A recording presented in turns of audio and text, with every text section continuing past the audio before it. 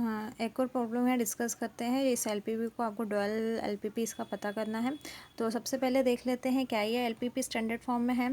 तो जो एलपीपी का ऑब्जेक्टिव है वो जो है मैक्सिमाइजेशन टाइप का है। मैक्सिमाइजेशन टाइप का है तो हमारे जो कंस्ट्रेंट होना चाहिए वो कैसे होना चाहिए, less or equal to type के होना चाहिए। बट यहाँ इनइक्वलिटीज़ की जगह इक्वलिटीज़ में गिवन है तो इसको पहले इनइक्वलिटीज़ में कन्वर्ट करना होगा। तो फर्स्ट कंस्ट्रेंट की बात करें तो फर्स्ट कंस्ट्रेंट को हम इस तरह से लिख सकते हैं इनइक्वलिटी में।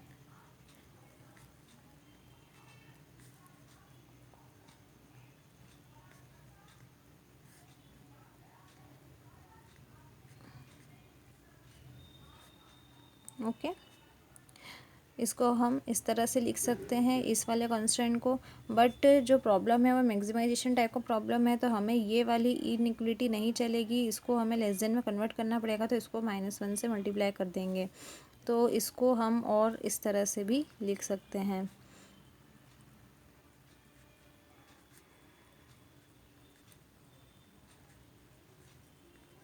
माइनस से मल्टीप्लाई कर देंगे तो minus minus plus 2 of x1 minus of x2 minus of 3 of x3 is greater or, sorry, ये कन्वर्ट हो जाएगा इस लेस आर इक्वल टू -2। ये साइन अब कन्वर्ट हो गया, तो इस वाले प्लेस पे कंस्टेंट के प्लेस पे हम ये पेयर का यूज़ करेंगे। अब जो सेकंड कंस्ट्रेंट है, ठीक है, उसको हम कैसे लिख सकते हैं। तो सेकंड जो कंस्ट्रेंट है वो है 2 of x1 plus 3 of x2 plus 4 of x3 is equal to 1। तो इसको हम लिख सकते हैं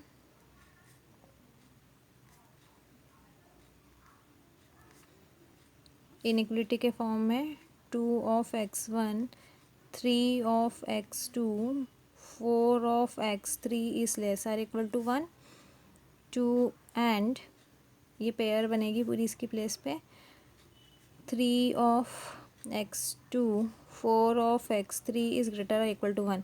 फिर से मैक्सिमाइजेशन टाइप का प्रॉब्लम है, यहाँ हम इस ग्रेटर और इक्वल टू टाइप के कॉन्स्टेंट को नहीं लिख सकते हैं। तो इस पूरी इक्वेशन को -1 से मल्टीप्लाई करके रखेंगे। तो इसकी प्लेस पे हम और क्या लिख सकते हैं, 2 of x1 3 of x2 4 of x3 is less or equal to 1।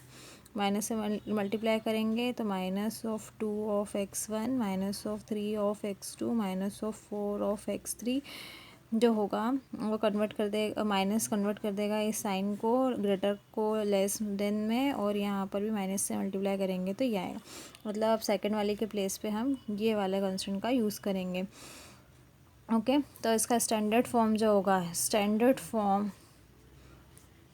Of given LPP वो ये होगा। मैक्सिमाइजेशन क्या था, z is equal to x1 minus 2x2 plus of 3x3 subjected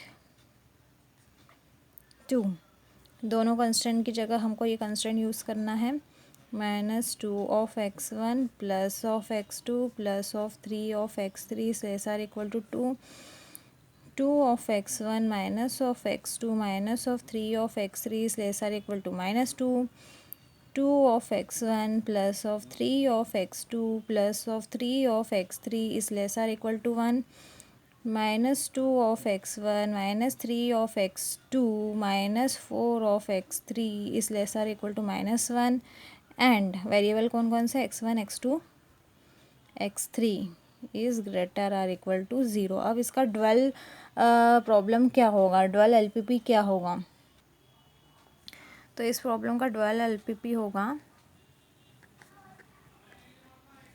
जो मैक्सिमाइजेशन है वो मिनिमाइजेशन में कन्वर्ट हो जाएगा। z की जगह हम कुछ और वेरिएबल का यूज़ करेंगे, x, ठीक है, x1 x2 x3 की जगह हम y1 y2 y3 का यूज़ करेंगे, ठीक है। और ये जो है आपका जो बी जे होते थे या जो बीस की वैल्यूज़ होती थी वो अब कॉस्ट कोफिशिएंट्स बन जाएंगे। तो कॉस्ट कोफिशिएंट फर्स्ट बनेगा 2 और वेरिएबल होंगे y1, फिर सेकंड बनेगा -2 y2, थर्ड बनेगा +1 y3 और -1 y4। ये आपका ऑब्जेक्टिव फंक्शन हो गया। अब सब्जेक्टेड टू कंडीशन क्या बनेगी? सब्जेक्टेड टू कंडीशन जो आपका जो फर्स्ट रो होता था वो फर्स्ट कॉलम कोफिशिएंट देगा। ठीक है, तो आपका मैं पहले कोफिशिएंट लिख लेती हूँ, -2, सेकंड है 1, ओके, थर्ड है 3। इसके बाद में जो सेकंड आपका है रो वो सेकंड कॉलम बनेगा। तो यहाँ सेकंड रो के कोफिशिएंट है 2 और -1 और -3।